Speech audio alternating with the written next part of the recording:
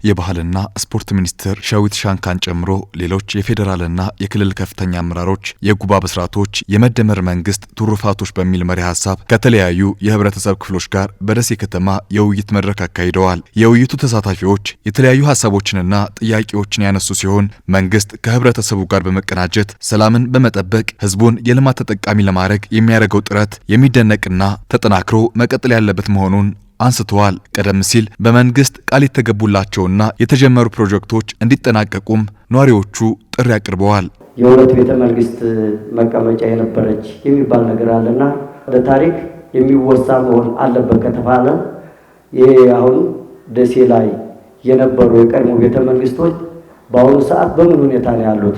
ታድሰዋል? እድሳት ያስፈልጋቸዋል?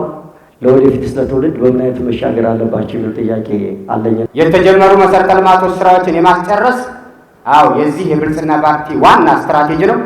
ነገር ግን ከጅቡቲ አፋርን አቋርጦ ሸዋን፣ ወሎ ኮምቦልቻን፣ ወልዲያ ሐራር የደረሰው የባቡር መስመር አልተነሳም። ከተጨረሱትም ከተጀመሩትም ወደፊት ከሚሰሩትም አልተነሳምና ይሄ ምን ላይ ነው? ይሄንን ምላሽ እንድሰጥ ነው።